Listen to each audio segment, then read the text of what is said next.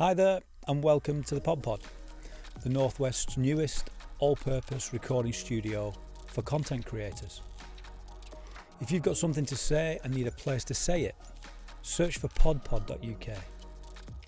In all the usual social channels, give us a like and a follow and get in touch to reserve your time to create. Welcome back to Pod UK and more specifically to the Positive Performance Podcast with strength and conditioning coach Mick Turner and his next guest, Super League's Josh Charnley. We chat about Mick and Josh's time together at Wigan Warriors, Josh's advice for young aspiring athletes, his career to date and his future goals beyond this, his Super League testimonial year.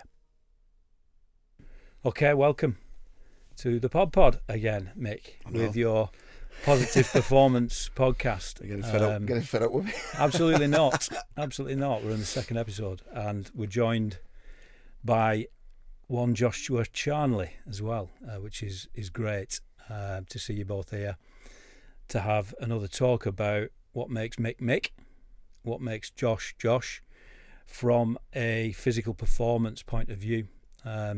So what I first would like to ask is something that I've asked Liam in the last podcast, and that is how you first met. Just before I do that though, just a note on Mr. Liam Farrell. I think Mick asked me to make comment, or ask you to make comment, Josh, about your thoughts on him as an athlete. We know just what he's capable of, what he's been capable of 14 seasons on. But what are your thoughts on Liam?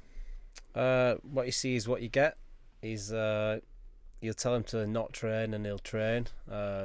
He's a true competitor, and he's been, at the top of his game for many years because he does all the small things right and he knows how his body works, and I think that's why he's always been so so fit and so strong. Yeah. And in comparison, I mean, obviously, when you think about him in comparison to other players, where do you see him on that benchmark, Josh? Oh, he's probably the fittest player that I've ever played with. Like I say, he sets the standards high, which, why Wigan have made him a captain. So, he's the pinnacle of, probably kids who want to grow up and, to be someone, they want to be like Liam Farrell. What about you, Mick? What are your thoughts on it? I know you've had your chat with him, but now looking back on Liam while he's not here, because we know Liam, he doesn't really big himself up, does he? So let's do it for him. Well, exactly. That's why I wanted to get Josh on, and the humble lads, most rugby league, the humble lads, and Faz epitomises that. But Faz is a freak. Let's get that straight. He is just an aerobic animal. So when he first come into Wigan in 2010 as a young 18-year-old, I think the senior lads were like, wow, who's this kid? Because he was like, any sort of bleep test, yo-yo test, when everyone's familiar with that, he'd be the front, wouldn't he? He'd be winning it, wouldn't he? And so that's not about competitive nature then, because clearly every rugby league player has that competitive nature. There's something else going on with Liam Farrell, is there? He's just got a massive engine. That's ultimately, some players like Josh is, super fit athlete, aerobically very fit, but Faz just takes it to another level. Right. And I think, and I'd just like to ask Josh this, because you've been to a few clubs in at Warrington, you're at Lee at the minute, you've been in the rugby union at Sale. Where does Faz sit? Because we're not just talking about Wigan here. I'm talking about arguably the fittest, most aerobically gifted athlete. See, to the uninitiated like me, who aspires to be an athlete but is nowhere near this level, I see the likes of Josh Charnley and his acrobatics and his power and his skill, and we're talking about fine margins here, surely. Like I said, Faz came into Wigan in 2010 and he was the top of the fitness as a young kid, which straight away is freakish. To set a benchmark like that with all, got people like Trent Barrett in that team, Thomas Luluai, Sean O'Loughlin, and Faz comes in and he's like, Hay Hall Hills, top to bottom, he's at the front, winning the first one, a number 20, number 19. Faz is still at the front. Yeah. All right, and I left Wigan last year, and Faz was still topping the yo-yo test. So Fair the young play. kids coming through then, he's still holding his own. Fair So play. I mean, and that's really what I think I missed out. I think we didn't big him up enough. So there we go. There we go. There we go. He didn't do it himself, but we'll do it He doesn't for want him. to, that's We'll do why. it for him. Don't like speaking about himself, does he? No, he doesn't. Not at all. No, but you're right. I think that is something that comes across. I've met quite a lot of rugby league players, and there is a very straightforward, humble nature to everyone I've met. If I'm honest, I think that's probably because the sport is such a leveler.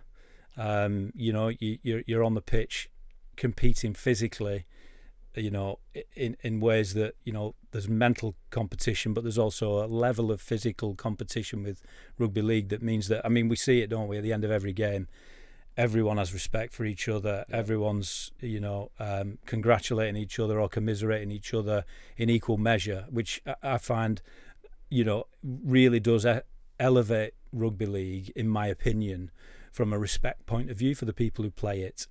And so here we are, lucky enough to have Josh, who you've looked after, trained, brought through, developed, become friends with over the years, and it's good to be able to get your opinion on each other.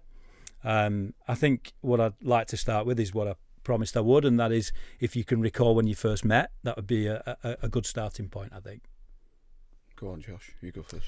Yeah, so I come in through Wigan on a bit of a train trial. Was at Wigan St Pat's, and I got picked up by John Pendlebury, which said, "Would you like to come down to our academy reserve training?" And we had Mick there, with doing his mobility side, and me as a young kid, I didn't do any of that. Yeah, you just pick up a ball, run, get into it. But the way that Mick had his drill set out, and I got total buy-in, and doing that, I say I still train with Mick, trained with him last year in off season, and having people like Mick with his skills, and I still want to learn. Like I say, I'm still young at heart, but yeah, having Mick's mobility sessions there and speed sessions, me as a winger, I want to be.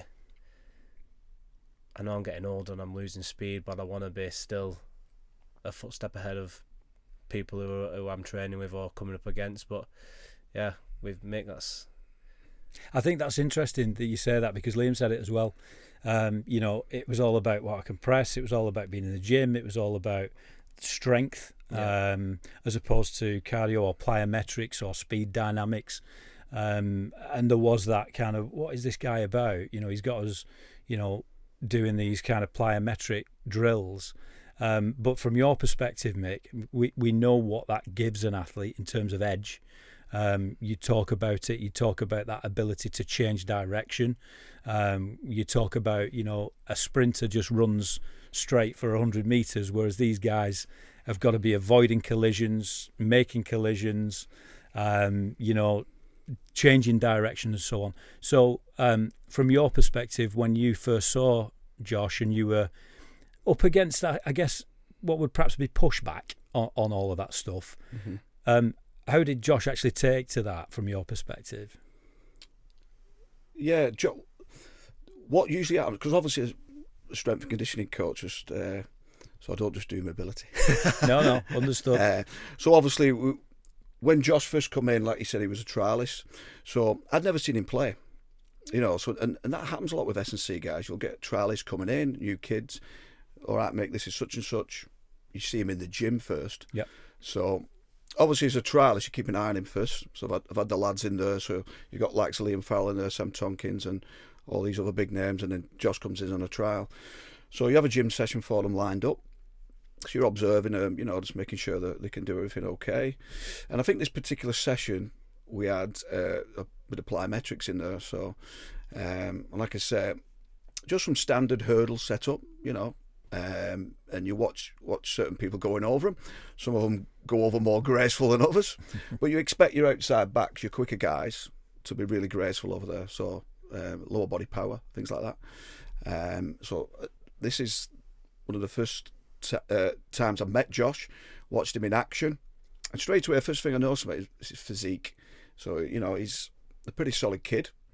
And then I watched him go over these hurdles very gracefully. The power, the spring off the floor he was getting. So straight away I was like, wow, you know what I mean? I hadn't even coached him straight over,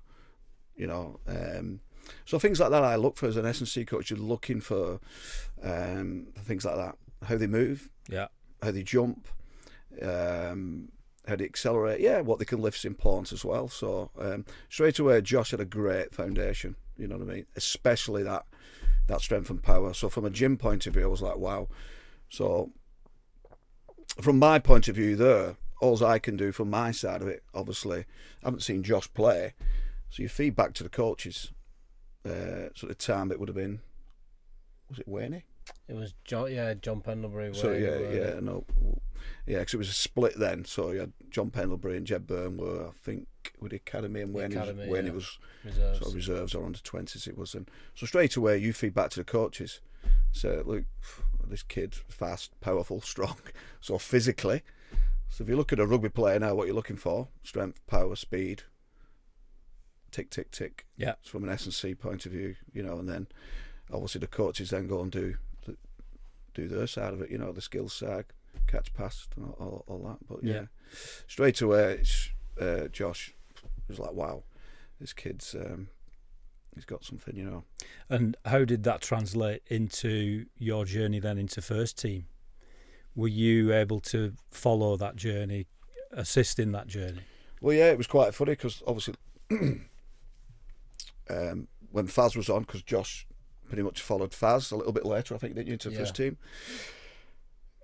This is 2010, so I was running the academy and the reserves then, and then not long after that, they offered me the position to go with the first team. Yeah. So it was actually first team, reserves, and academy.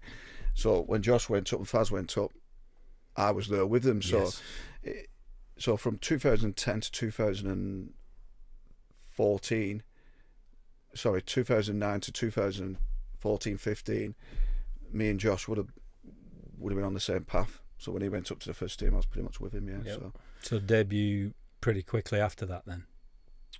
Yeah. So I think it was like 2000. What was it when I come in? It might have been 2008 when I got or 2007. I think it was just after I left school. Yeah. So I got the training trial. Yeah, I was like 16 playing under 18s at Wigan St Pat's. So yeah, I think you made your debut in 2010. 2010. Yeah. So yeah, that's Okay. So what we've got is a raw animal here with all those attributes, should we say, and then that translates into first team.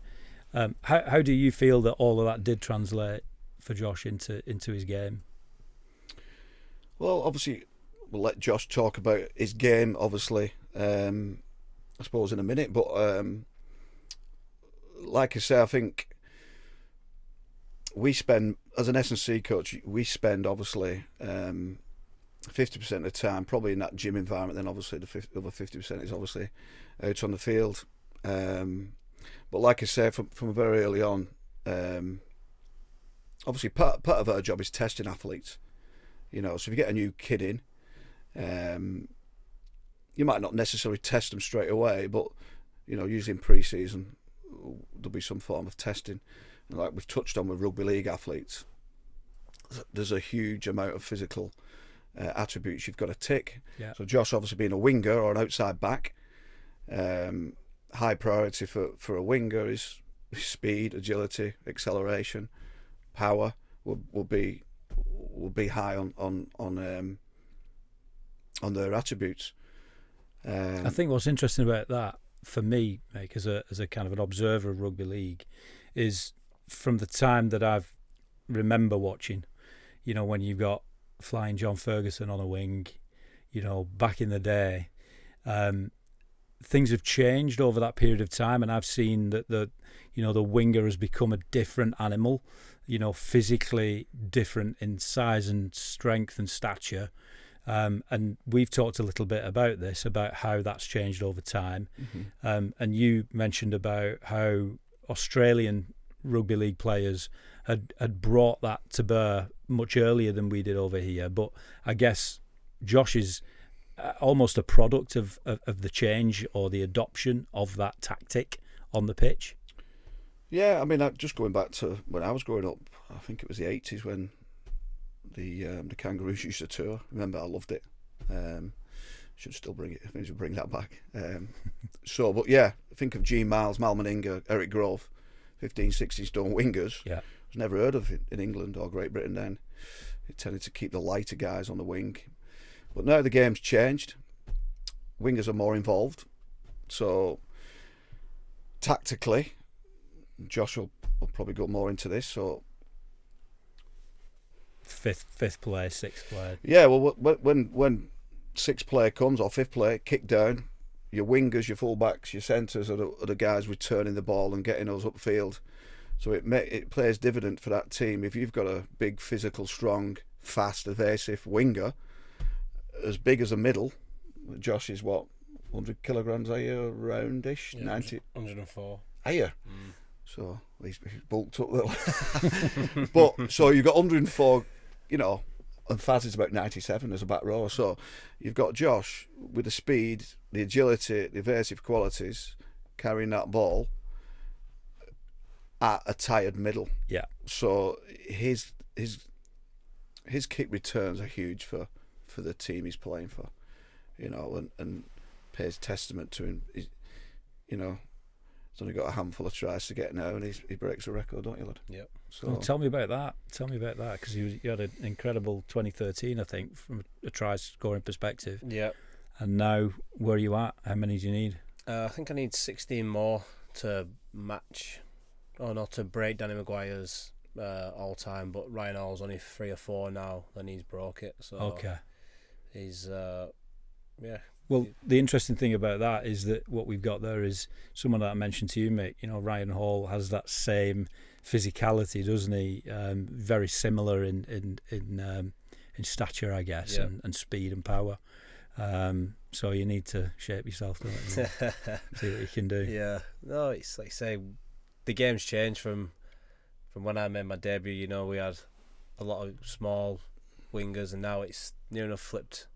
Like I say, I'm probably near one of the biggest in the team. Tom Briscoe's big as well. It speaks of Ryan Hall. Like our era of players were all pretty big, and like all the younger boys coming through now, they're all little whippersnappers. So yeah, you can see the change in the older boys slowly moving more infield. But like I say, I'm trying to stay on top of my mobility, my movement, and trying to prolong me being on that wing and scoring the tries.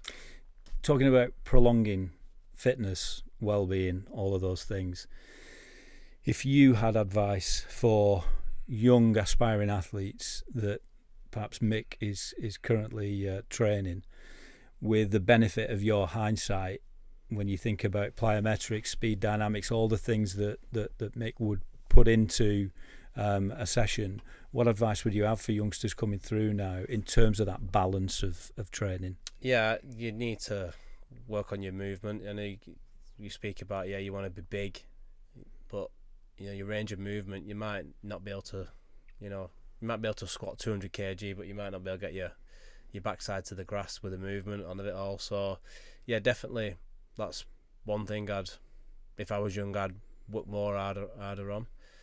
Doing more yoga just to be more supple. I'm quite stiff. I've always been stiff, but so that's hip flexors. Yeah, just hamstrings, Yeah. hips, lower back. But I think that's probably because I'm like fast twitch fibres. Yes. So maybe the younger generation coming through definitely work on movement, mobility. That's great to hear. From your perspective, Mick, what's the balance that a young athlete should be putting into the mix in terms of the training then? I was just going to jump on something then, Josh, asking a question. Go for it. So I just wanted to, because obviously when Josh was coming through, from probably 18, 19 up to his mid-20s, I'd arguably say, from a lifting point of view, because I know listeners want to hear this. So who's the strongest? So Josh will be up there. Faz will be up there. If you're talking weight on a bar, Josh, lower body, squat, great squat as well, technique perfect. I put him up there, and Faz as well. So power to weight ratio, because you weren't 104k then, so with Josh were in the late 90s. Faz is not for a back row is 97 kilograms. Mm-hmm. These guys are squatting 200 kilograms, and that's a good squat as well. So I just wanted to ask Josh, are you still focusing on that heavy type lifting now in the latter stages of your career, or have you sort of reduced the weight and maybe focusing a little bit more on your movement, or are you still doing a little bit of both? Or? Yeah, I'm doing both. Some days I'll focus more on mobility and movement, and then probably like my second day in, I'll go hard and heavy. Yeah. But it's like I say, it's just getting the right balance through the week. Yeah. Because some games are more physical than others. Yeah. Some days I'm more sore than other days. So like say if I'm feeling sore still 2-3 days after a game, I'll go down more the mobility, movement side of my training instead of I'm going to gym and just going to go and get a pump on. So that's interesting as well from my perspective, in terms of knowing your body and knowing what it's gone through, and then responding with the training. But for young athletes who perhaps aren't going through the collisions, the games, the intensity of that, they're actually training ahead and they're prepping for game time, for competition. So the balance, I guess, it's an even balance. You're kind of putting it all in the week. How does it work, mate? Well, I think the challenge for an S&C coach is, right, so take a squad of a first team now. 25, 30 athletes you're looking after. So you've got likes of Josh now, who's that older side, if you like, How dare what are you now? 33? 33 this year. Right, sorry, I'm old. 33, I mean, not old, but for a rugby, get into that. So as an S&C, you'd be looking after him that little bit more, because like he said there, were you when you're younger, probably day after, maybe you'd be sweet, wouldn't you? Bouncing around still. Yeah. A little bit older, as we all get. Well, we're not quite. We need that little bit longer. So as an S&C coach, you've got to bear that in mind with your older athletes and yes, you're right, Stu, with your younger ones, to push them on a little bit more. So because they can recover quicker and they're developing players, we're looking to get more out of them. But like you say, with your senior players, that you want him on the field. Yeah. Lee wants him on the field every game. So he might have an extra day's recovery. Yeah. He might do lighter sessions. I was going to ask whether or not you actually train ahead of a game as well. Would you train in prep for a specific game because of the nature of that particular game? Yeah, so we played St Helens a couple of weeks ago, and we did more of a heavier weight session in the gym because we know it's going to be more brutal. St Helens are a physical side, like coming up against Wigan, probably we might do the same training session then, where we do more contacting session and lift more weights faster. But you do. I think like they say, how times are changing. You've got to go with the flow of it all, and I think they say probably from when Mick started his S&C to like probably these new kids coming in off the block out the book, everything's changing. Like say we've had a new conditioner, a new S&C who's come in this year who's totally opposite to what we've had for the last 2 years. So do you think youngsters these days are coming through more informed because of what they're able to get online in terms of possibly they're probably learning more book wise, but they're not player. There's more knowledge out there, isn't there, available? Yeah, but it's which can be dangerous. Exactly. It's like it's filtering it, and some of them will come with ideas and they'll be fixated on it, and you'll have to try and educate them, And you know what we're like when we're a bit younger, and I'm sure Josh will agree. We think we know everything, and it is their body at the end of the day. But at the end of the day, our job is to educate them about you're having a day off, Josh, whether you like it or How not, to manage or it. you're going to do this session, because like I said in previous times, we're very much in a generation now of how we look, aren't we? On the Instagram, and the kids are no different. They want to look good. Yeah. So weight training is, don't get me wrong, there's weight training and there's weight training. So there's weight training for bodybuilding and there's weight training for performance. They're two different things. Yeah. And I always say to my lot, if you train for performance, you'll get the physique. Yeah. If you train for the physique, you'll lose the performance. That's a really, really good way of putting it, I think. That is a really important phrase, in fact, because that's a lesson learned for anyone who is training. You could get 10 young people in a room and see a physique and know that isn't performance, but it might look like it could be. Well, yeah, I mean, what you'll tend to find is if you train the right way, the physique comes. Well, if you look at a rugby athlete, a predominantly rugby, and take rugby union as well, it's no different. We'll get onto that because I'd love to know the difference, in your opinion, of your experiences in terms of both codes with training.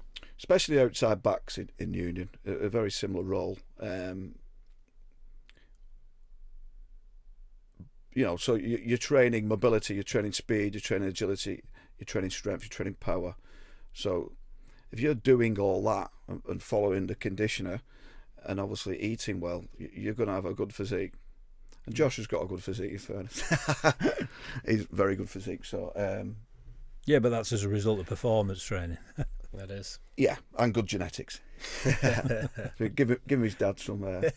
Give Eric some credit though. But, I've heard you doing a bit on the construction site as well, though. Yeah, that's going to help. Yeah, so it's life after rugby, and it doesn't last for long, and I'm enjoying it. It's good stuff. Learning.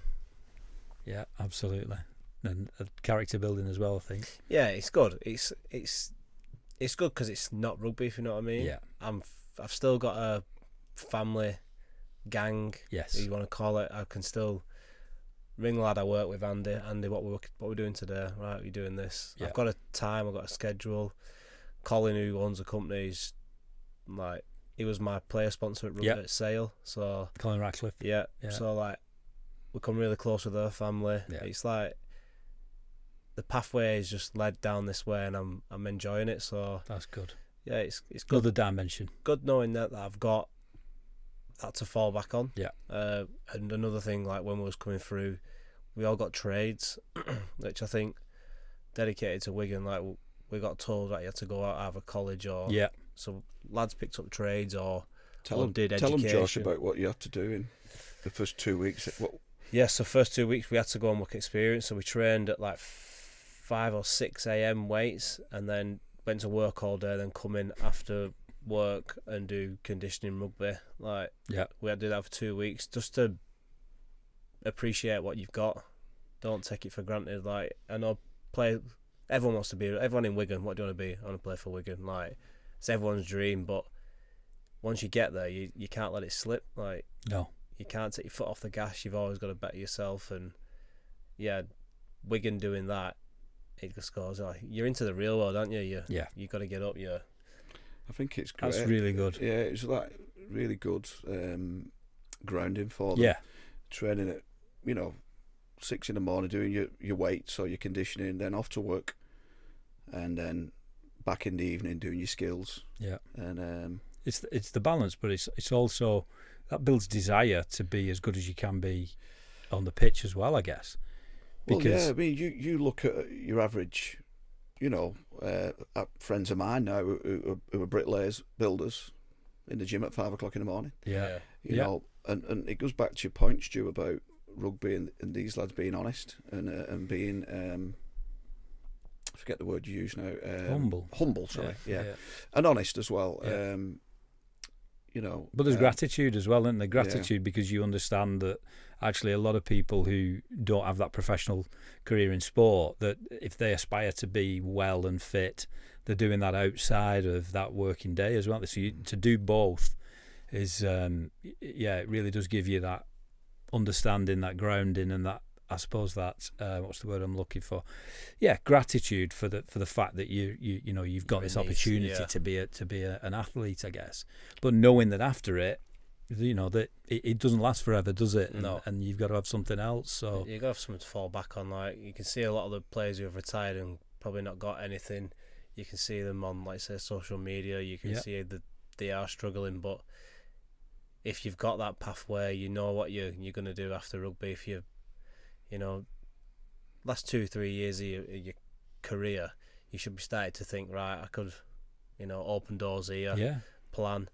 And you've been an example of that, haven't you? Yeah, I say with Colin, as soon as I left Wigan, it was like, what have you got? I'm like, oh, I'm a brickie. Like, perfect.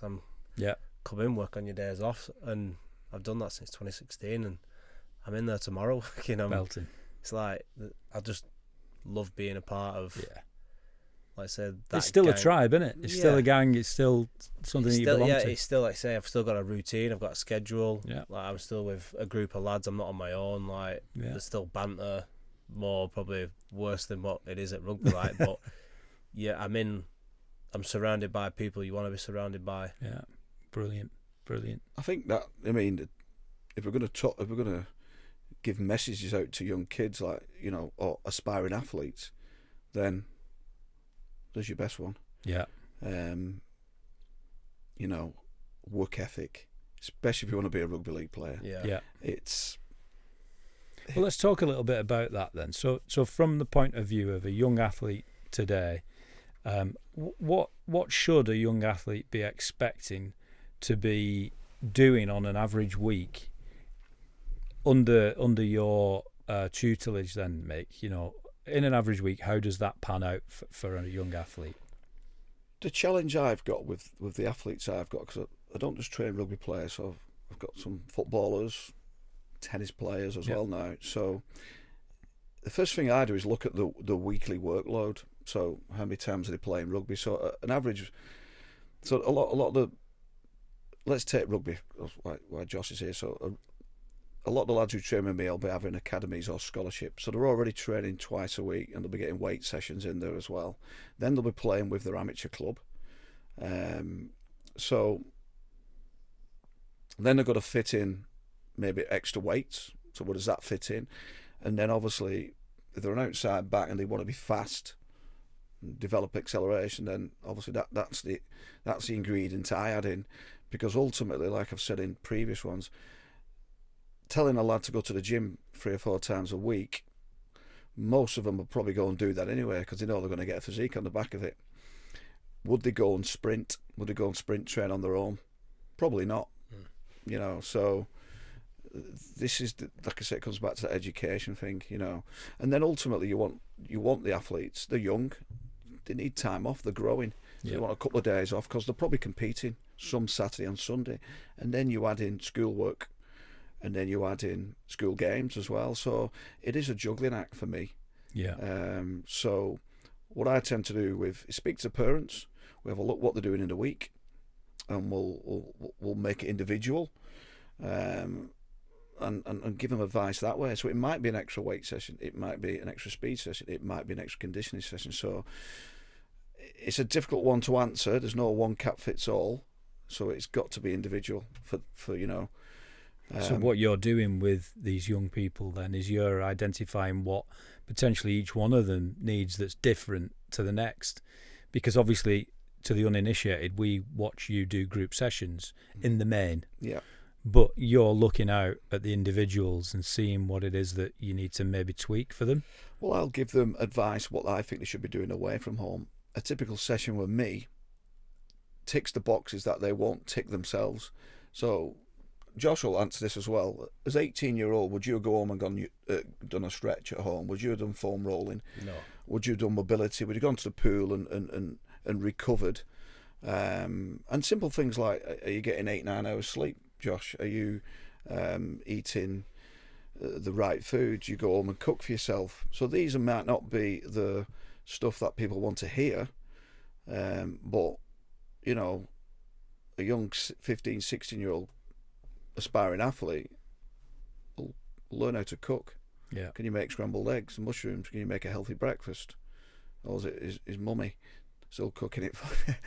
What you say if you pack lunch? And so Yeah, that is really important stuff, Josh, isn't it? yeah, Those and details. Josh will probably tell you now. I don't know when that penny dropped for you, but when you're young, you do think you're a little bit bulletproof, don't you? Yeah. You don't think you need this. Like, I'm fit, and they are super fit, but it soon catches up with them. As you know, and it's an education. Yeah. I mean, I guess I'm intrigued in terms of injuries in your career, Josh. Yep. What's the one that stands out? Has there been many? I don't think there has really. No, has there? well, I've been lucky. Touch wood. I've not really had many like big ones.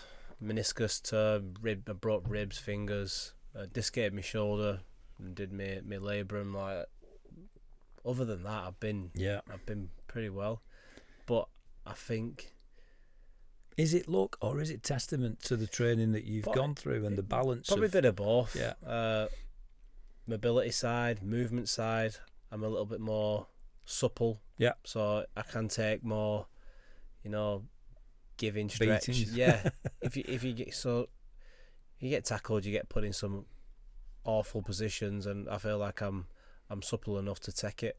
Yeah. Credit to, the stuff that you do away from what people don't see in the stadium. So yeah, I think it is. You've got to be, like Mick's saying, ticking boxes. You've got to be doing stuff to help you prolong everything. Yeah. You can't just finish training, right, go on, boom, sit on the couch, order Domino's, right, watch a film, stay up till midnight. I'm up at 5, I've got training for 6. Like, yeah. You've got to... And I guess you'll... If there's ever been a time where, for whatever reason, you've been unable to do the warm down, do the routine that you'd normally do after a game, you'll feel the difference when you don't do that and you go into another high intensity, bit of competition. Yeah, so some games I still don't sleep after a game. Yeah. So like with the adrenaline, caffeine intake, like the late kickoffs as late well, Josh. kickoffs, yeah. Finishing So like 8 o'clock, 10, you're finishing at so 10:30. You get that restless legs thing where you just can't sleep. I'm up all night, and then Right. you go to training to do recovery, and you're like, yeah, and then you feel like you're not there on days, but you got, let's say, weekend, you got kids' sports, you've got everything. But now I'm a little bit older and wiser, and I like this band I've got on the Whoop band. I'm like understanding, right, my body's sore. Let me check my strain. Like every morning I check this sleep. If I get over 7-8 hours a night, I'm laughing. Yeah. But I know now I need to get in bed for, right, you gotta be in bed for 9 o'clock. And I guess these little gains now for young athletes are things that will stand them in good stead further on in the But it's development. not getting distracted in it. So young kids is people who are in the sporting industry going to parties. There's a lot of sacrifice you've got to make. Growing up, I missed mates' birthdays, lads' holidays. Yeah. Like there's so much you sacrifice, but it's for the better, and it can all come. Like say, I've missed loads of stuff that I'd have loved to have done, but this is the journey my life took me on, and you can't stray away from. Those memories have been replaced with some incredible memories, haven't they, of the successes that. And you've like had. say, I'm coming to back end of my career. Like I can start going away with lads, and like we're older, we've got families. It's a totally different lifestyle journey. Like say, you're not 18 or 19, you want to go Magaluf, or you want to go away with your families and create those memories. So yeah, it's like I say, it's the sacrifices that probably the young kids don't want to get misled or led down the wrong path with the mates who aren't in the elite industry, if you want to say. But yeah, it's those who stay focused on their task. And I think if I'm, correct me if I'm wrong on this, but your friends in rugby league, you've had pursuits that have meant that you've got a good balance. You're into your fishing, aren't you? And I think from what I've seen of that love of yours, that's not going to lead you into any kind of trouble, is it? You're sitting at the side of a... Yeah, so like it's good because me and Sam Powell, Pal was first mates with Anthony Gelling, so me and Anthony Gelling lived together. Yeah. So I'd come home from training. I've got real bad OCD. I'd come home and I'd have like 3 or 4 lads in my lounge, feet everywhere, plates, food. I'm like, coming in, I'm like, what's going on here? But then that'll be a good podcast. Yeah. One Anthony Gelling in that Yeah. house. But then mine and Pal's love for each other grew because we had things outside of rugby which we both loved. We both being outdoors. Yeah. Love fishing, like, and then we just grew and grew. So it's like Pau come through just after me at Wigan, and like our friendships blossomed. Like I say, I'm best mates with him. I go fishing with him every off season. We go down to Essex together. Like, we spend a lot of time. I speak to him every day, near enough every day. Like, I'll speak to him, like I say, but the friendships you make along the way, yeah, they're important, aren't they? Yeah, they're important, and I think that's perhaps some advice for youngsters, isn't it? That you know, if you can forge a relationship with someone doing good stuff outside of your sport, then that in itself is going to benefit you in the long run as well, and keep you out of trouble, I guess. Yeah. You're not going to be riding a BMX with no top on up Giddler Lane like Gels wants to. I think, like you say, Josh is right. You know, you have to make decisions. You know, and you know, Sam's another great professional, Sam Powell, and the decisions they've made. And I'm sure if you look back now, Josh, you wouldn't have had it ever way, would you? You know what I mean? Like, yeah, I think as a young person growing up, especially maybe around here, you know, where there's a sort of a culture maybe of, we do go to Magaluf, we do on a Saturday and a Friday we do the pubs and that, but you know, you soon get bored of that, don't you? You know, and it's, you know, and me as an S&C coach, you do, especially coming through there. If you think back, Josh, that time we were there in 2010, even before 2010. Look at all them great players, probably as talented as you, who took the other option and did get lured in by the nightlife, if you like. You know what I mean? And there were some great players as well who probably same talent as Josh, who just couldn't see. People think being a professional rugby player is easy, like, oh yeah, the training must be good. It's not. It's the things they do away from the training. You know, like you say, he's got to be in bed at a certain time, got to eat the right thing, always being monitored on performance. So when they come in the morning, they weigh in, you know, we do well-being checks with them. How did you sleep? What's your energy levels like? They're always under the microscope. How did you perform? Yeah. So it's, you know, it's a great life, obviously, but you know it's high performance, isn't it? You know, so you know, the constant, and then obviously they've got to be playing well, haven't they? You know, and the pressure from that. So, let's maybe take it on to where you're at now in your career, and how you feel about that when you, I suppose, compare yourself now with some of the younger teammates that you're at Lee with. Yeah.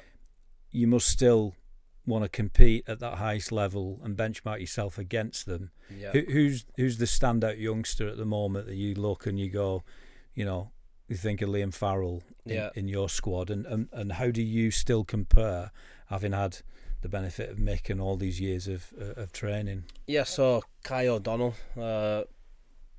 he's a back row as well. He's got an engine like Faz. He's only young, he's only 23, I think, and he's a beast, strong. He can move. He can, you know, he'll run for hours. He's see a bit of you in him. Yeah. Me and him train together away from Lee. That's good so, for you, isn't it? I guess. Yeah, but he said where you speak about, I still want to win everything. Yeah, like I said, the bleep test. I'll go till. I bet you don't like hearing that he thinks Liam's. Oh no. I it's like I say. I think it's that generation where we've had all this, and we still want to be. I still want to be a leader, even though I'm not classed as a leader or a captain or whatever. I still want to do my role. You're a senior player. Yeah. Right? So I'll set my own benchmarks. Mm-hmm. Like, me coming in not last year before, when I was at Warrington into Lee, speaking to Lammy, I was like, I know I've come from Super League down to Championship. I don't want to come in and think, I should be playing every week. I want to come in and respect, buying off the lads. If I can teach the boys, because when I was at Wigan, I had Pat Richards. Sure. He was like, really helpful to me, Don Manfredi, other outside backs. So if I could pass that on to your Tom Nisbets, who was there, your Keenan Brands, if I could help them develop as a player, I'd happily do that for the last 6 months of the season. So we spoke, and Lammy was like, you need to come back next year and you're like you. So I come back and I blew everyone out of the park, and I knew I was up, I was fit. That's got to raise the game. Yeah, so Lammy was like, Josh has come in and blown everyone's socks off. Like, he set the benchmark here, and yet again, this year I've done it again. I feel like the older I'm getting, the more I'm understanding how I work. That's got to be a massive contributing factor, hasn't it, in terms of Lee's success? Yeah, it's we had Paul Johnson who our S&C, and he loved our mass running. I think we were probably one of the fittest teams last year in the comp. I think our engine, you could see that we didn't really get many injuries. Like, we kept the team on the pitch, and we could keep forwards now. They can do 60 minutes without having a break. And credit to S&Cs who can do that. But I thought we was a real fit team last year, and I definitely noticed that as well watching you. Yeah, I did. I mean, I think obviously the slight thing that goes against you is obviously you don't have the troops in number, do you? Yeah, we don't have a depth of a. And that's a big one, like we've talked about, the injury side of it. And it's showing this year. Like I said, we've got a few of our key personnels out, but Lee have recruited a lot of young lads, which they're keen, they're learning, and they're building. We haven't got a 40-man squad, or we haven't got a reserve team we can recall on to pull up, but it's the club's building for that. And, I think having players such as yourself in that mix as well, though, that's got to be an inspiration for those youngsters coming through. It's got to be a benchmark. Yeah. You say that you came in and blew them away. They're going to be right. Well, we've got to raise our game, then, haven't we? And that has to be a reason for Lee's recent, success as a team. I think it's just like I said, the lads who have been brought up through Wigan. Yeah, I think that's the hungry dog in them. Yeah, I still want to win. Like I say, I'm a competitor. Faz is a competitor. Sam Powell's a competitor. Jack Hughes is still a competitor. Lads who have been at Wigan, who aren't at Wigan, or you're still here. They're trying to win this. I train with Jack Hughes. Like you say, Powell still competes hard in his at Warrington, and I think it's just our generation of players. We're just trying to be on top. That echoes to my mind as an observer of rugby league effectively what's happened with Catalan over the years, where you've got a lot of that old Wigan squad in there. To me it reminds me of, and forgive me if you don't have the same football team as I have, but Man United are my team, and when I look at the way that teams play against Man United, they sniff a scalp and they go for it because it's a scalp, and because we want to beat them. We put everything out on that pitch. I guess Catalan, Lee now, you've got that mentality. You want to beat that team. You want to make a statement when you play them. Yeah, is that true? Is that fair to say? Yeah, because he said the caliber of players that we've got in our squad at the minute can do whatever we want to be. Yeah, it's just the luck of the year. Like I say, we've lost two of our big hitters, John and Edwin, and it's just like I said, the run of it all. But we want to compete, we want to win. Yeah. We got the taste of silverware last year, and the way that the club's Derek's pushed it, and the way the rebranding's gone, and it's massive for not just for Lee but for rugby league. That's got to be reflected on the terraces. You probably noticed a volume increase, passion increase. You can see that. I think the ticket sales have been higher than they've ever been. when Derek did the name change, you could see everyone like all the old ones. Oh, I'm never going to watch Lee again, but they're all there, aren't they? They're in the new leopard print. Like, it's good because people like Derek. We need people like him in the sport to grow the game, not take away from it. Yeah. And yeah, you say he's mad, but the method to his madness works, and people buy into it. Or we bought into it straight away as a team and the club, and we repaid him last year with that Challenge Cup win, and you know the way that he's been passionate about it this year, coming in talking about it, and the success that the town's had, and you know it's brought a lot of joy to Lee. I know Wigan and Lee have the quite rivalry, but you know, it's been good to be a part of, because I didn't think I'd play rugby again. I was gonna. It's a healthy rivalry though, isn't it? Yeah, it's good to have Wigan lead and St Helens got Warrington. But like we went to the town hall a couple of weeks ago, and all the trophies from rugby league were all in one room, and it's just from the Wigan Borough. Like, yes. So like it's a power borough. Like absolutely, we've got it all there. But yeah, it's I say for me, not thinking I'd play rugby again to lifting the Challenge Cup again, and just having that success, I didn't think I'd be in any big games again. And tremendous. It's just like the way that, like I said, credit to Derek.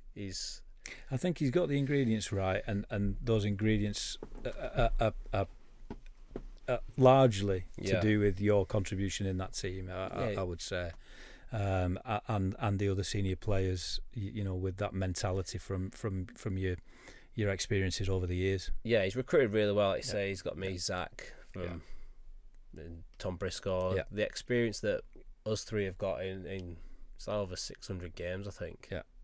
So, you know, there's a lot of experienced players in our team, and we might be a little bit older, but like I say, we're still hungry dogs. Still about to break that record. We're still beating the young kids. So good stuff.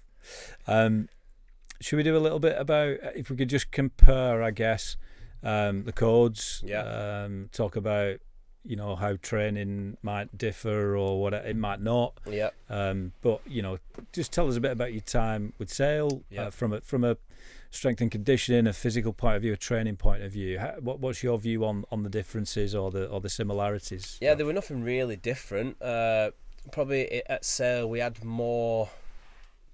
They had more money.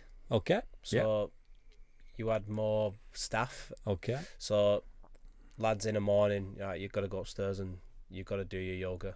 You've got to go and do your Pilates. You've got to go and do your movement. Like, you had certain things on. Like more structure, but perhaps more mollycoddled. Yeah, it would just, for want of a better description. Yeah, just to get you going. So like rugby union, you're travelling a lot because there's not many teams around here. Like Northwest, like rugby league's massive, but like you'd be on a bus to Exeter and back. Like you could be flying up to, if you get in the cup, you're up to Edinburgh, like Ireland. Like you're flying around, so you need that.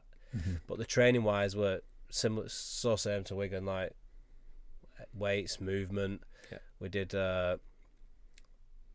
as backs, you move a lot. I don't know if you, like, with rugby union, you're in a lot of pendulum stuff, so you do got to cover a lot of ground. So me transitioning from rugby league to union, I felt like it was good. Okay.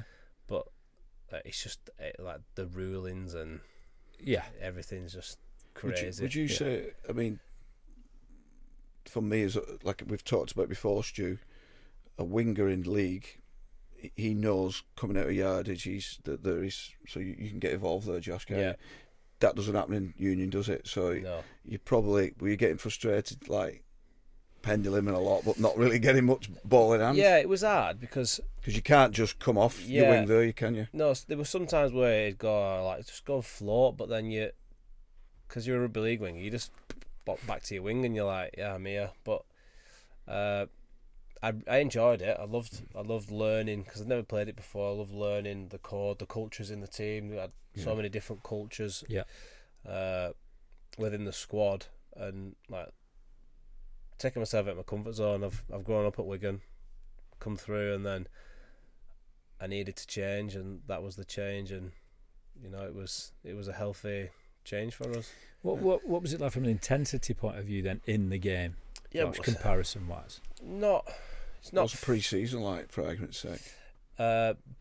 Backs did a lot of running and a lot of movement. Forwards did a lot of short base stuff, and a lot of power. See, this is. I mean, I've been fortunate enough. So like Josh, always looking to develop. Yeah. So I've been to Sale a few times. Probably in the last 18 months, where Deeks is there. Yeah. Mike Forshaw invited me in, so I've been to see the physical side. I've been fortunate enough to spend a bit of time with England and Wales as well. Two lads from rugby league. Yeah. Yeah. There's a lot of rugby league lads doing well in Union. But yeah, so I think from a weight training point of view, I'd agree the gym stuff's very similar. The forwards play a different role though, don't they? Yeah. So scrummaging, they're bigger bodies. Yeah. So a prop in Union would be 120 kilograms, no problem. Across the board, I guess, and probably even heavier. Yeah, like you said, the weekend when Elish Genge was up against the French number, what's Ellis 1, the number 3. Genji was 118 kg. I think the number 3 was like 128. So that was like a 10k difference. Yeah. So you won't get that in league. No. I mean, you get some 120k. They're not many, is it? No. I think a league forward's got to be more mobile, whereas a Union forward is obviously the scrummaging plays a big role and the rucking, so they do require a bigger body, and you can get away with it a bit more there. So what's that done for you in terms of your learning, Mick? You were talking about you've been to Sale and seen how they train, I guess, and kind of looked at that from your perspective, have you? Yeah, I mean it's just, I guess from my point of view, you never want to stop learning, do you? No. Even now, No. I'm looking to spend some time with this guy. The minute he's arguably the main man in speed development, agility development, well, most definitely in this country.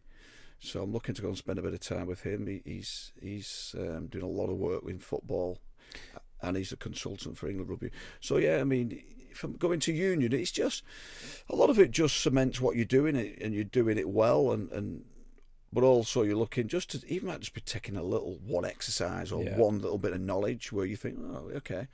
So let me ask you this then, Mick, in terms of where you want to take positive performance. Then obviously we've got athletes that you're training, young athletes in football, in rugby league, potentially Union tennis. Where do you see things going for you in that respect with your business? I think it's quite simple, really. So I've spent probably nearly 15 years in professional sport as an S&C coach. Yes, predominantly in rugby, but I have worked, like we talked about, I've been working with tennis now, Lancashire Tennis I'm working with on a weekly basis. So that's great, working with a different movement, totally different sport. Done some stuff. Still explosive power, isn't it? Oh, 100%, yeah. And their circuit's pretty brutal, their competition. They're competing a lot, they're travelling a lot. Yeah. And, they're serving that ball at 90, 100 miles an hour. So that is, the court's obviously, the court is obviously a lot shorter than a rugby pitch, so the movement is very acceleration based and lateral movement. So yeah, football as well. I've got some lads in academies, so some are going to move up to that first team position as well shortly. So I just want to basically, it's quite simple. Is I want to be a source of education and good advice to any athlete, young athlete or whether senior athlete, who just wants help with the performance, whether that be a one-to-one basis or small groups. I try and offer quality, and I don't know everything. I'm not an expert in any of the facets, speed or strength. But I like to think I've got a good understanding and a good knowledge of all of them. Yes, I am really passionate about speed and movement. I'd say my two, especially at the minute. And yeah, if I can help someone go to that next level in whatever sport they want to play, then yeah. So it's any sport. It's wherever someone wants performance from a speed and a strength and an agility point of view. That's you're there for them. Well, what I love doing, Stu, is I love looking at. So my son was playing cricket for a few years. He was doing okay, and I was looking at that movement, and I thought, how can I make him bowl that ball faster? Yeah. So what I love doing is I love looking at a sport and a movement and going, right, because ultimately power comes from your feet. So like we talked about, I think before. Think about boxing. Yeah, your power's got to start from a solid object, your ground. Mm-hmm. So if Josh wants to jump higher, he needs to apply force into the ground. If a tennis player wants to serve that, they've got to apply force into the ground. Okay, there's lots of other things that go on as well. Cricket as well, that run up. So if you can get someone a yard quicker in the run up, getting a bit to control that, and that stamping, that drive into the ground, attacking the ground as we call it. So yeah, I mean, tennis as well. You hear this a lot from pundits is, the game's faster now. So football, the game's speeding up. Rugby, the game's getting faster. Well, if the game's getting faster, athletes need to be faster. Yeah, more agile. So forwards now are not, they're not just one up, one down. They're athletes. Yeah. Your wingers now, like Josh, 104 kilograms. An athlete who can carry his body at the speed he does and catch the high ball. They're athletes. Tennis players, 100 kilograms, 90 kilograms, big people. Yeah. Big humans. Cricketers, fast bowlers, 6'4", 6'6", 16 stone. So big, strong. Look at cricketers now. They're not of the 80s, are they? Of the tall, thin, the lean athletes.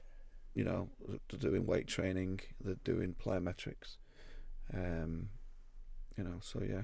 Great stuff. Okay, brilliant.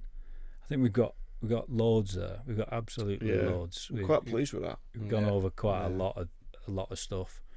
I suppose one question that I'm intrigued about with you, Josh, is obviously when the career's over, we know what you're going to be doing for a living. But in terms of fitness, Liam told us that he's going to get into endurance running. Are you interested in anything specifically beyond rugby league? I'll probably go more down the CrossFit side. Yeah. So speaking about brickies on site, so I could only train because I worked all off season. So I was training at 4 a.m. in the morning. Yeah. In a gym in West Dalton called Hybrid. Doing CrossFit. So Hybrid Performance Centre. Yeah. Yeah. So I was training there at 4 a.m. with Dan Baldwin every morning near enough for like 2-3 weeks, and then sleep started getting on top of me, so I mixed my day up. But I'd probably go down that side. So have you done the high rocks? Are you tempted by it? Can you do that, or do you have to wait? I'd have to wait till I retire. I'd love to do it with Kai O'Donnell. I reckon. So me and him trained in off season at Hybrid, and they had scores up for this challenge, and me and Kai wiped the floor with it. So really, you've got Chris Towson and Connor Farrell, who've paired up. Just on Glasgow, I think, haven't they? Well, I'm training in the morning, doing my thing, which is moderate intensity, and they're doing, and I believe they've been, what's the word I'm looking for? Dominating. No, well, I know they did a competition in Manchester and Glasgow. Now they've did the high rocks, didn't they? Yeah, I think they're now going into this European. Oh, really? Or they've got they've qualified. That was the word. Qualified. Yeah. So they're looking great shape. So that must be a red rag to a bull to you now when you look at that. Yeah, I get it. I'd definitely be doing some kind of movement, fitness. Yeah. I say I love trail running as well. I love running over Rivi, and so Yeah. He'd be on he'd be on the mountains with me. Yeah. Yeah. Doing ultras. Fair play. Well, there's 62-mile Lake District one this year Yeah, for me, I know. July. And that's what I'm aiming for. But if I can get rid of this sciatica, I don't know what I'm going to be like when I get up. I'll pull you out the trail. I'll lift you up. That's great. We do have some quick fire type questions. I've been making them up as we've been sat here because I've not had a chance today. Don't know what's coming. Yeah, but for yourself specifically, I know that you're into your fashion. Yeah. But you're also into your fishing. Yeah. So there's only one that you can have. Which is it going to be, fishing or fashion? That's all. You got to choose one of them, and the other one is dropped for the rest of your life. That's a tough one. If I think I've got that right. Yeah, I'd just choose fishing. Really? Yeah, because once I'm fishing, my mood, everything changes.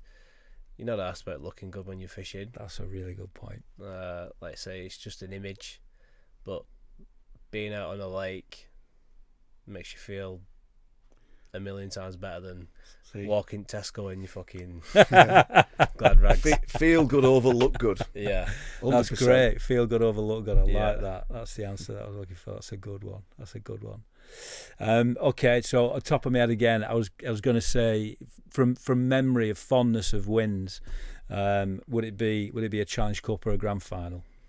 Probably a Grand Final. One in particular stick out? My last one, 2016. Yeah.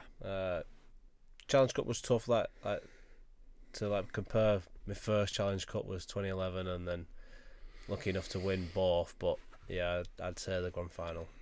Is that because of the parties afterwards, or it's just because you train all year for yes, that day. You play every game to get to that game, and to win that, knowing that you're the champions, there's no better feeling. Fair play. What do you say, mate? Yeah, it's different for me as obviously coaching staff, aren't you? But grand finals are special, yeah. Because I agree, you build into them. But the Challenge Cup as a one-off day, that's amazing too. You know, because obviously Wembley or even at Tottenham's was great. But for us as a coach, it's more them really. You know, I guess we've done our bit, so we can sort of, I won't say relax as such, but you know, it's seeing them, the fruits of their labour and the hard work pay off. But I'd probably say Grand Final. Yeah. Good stuff. Okay, and then we did do with Liam a couple of little comparisons from a music point of view, but not knowing what type of music you're into, that's going to be difficult for me. But, yeah, I'm not really into. You're not into your music? Not really. I'd rather listen to podcasts than. Okay. Yeah. Okay, maybe you'll listen to this one. Yeah, we'll do, definitely. Don't worry about that. Okay, good stuff. All right, well, let's leave it there. That was great. Great to have you both in. Learnt a lot from you, Josh. Again, very different set of answers and opinions, I guess, from Liam. It's great to know that what Mick's done has stood you instead over the years. Perhaps you can attribute your fitness partially, at least, to Mick's teachings. No, and so not on. at all. I wouldn't do. I mean, it starts with them. All we're doing is. This is the problem. You're all too humble. Well, no, I mean, I think to end on it, they are. You're right. I mean, Faz is a top lad, as is Josh. You know, and they are genuinely. I consider them both mates. You know, and you know, it was not because I went to your testimonial at Riveriri, and yeah, where's that time gone? I know, you know what I mean? We're talking about 2009, and you know he's having his testimonial, so yeah, well deserved as well in terms of a servant to the game. A great supporter of charity over that time as well, raising awareness. I want to thank you personally, from my perspective, for the JJ salute that you've tirelessly, without thought, celebrated with every try. That's been incredible for joining Jack. your efforts in fundraising and your testimonial year for your other two chosen charities as well, Derry House and AB UK. We wish you all the very best with the rest of this testimonial year, and we'll be supporting you wherever we can. Thank you. So yeah, great to see you both again. Thank you. Cheers. Thanks, Stu. Thanks Josh. for having me. Cheers. Smashing.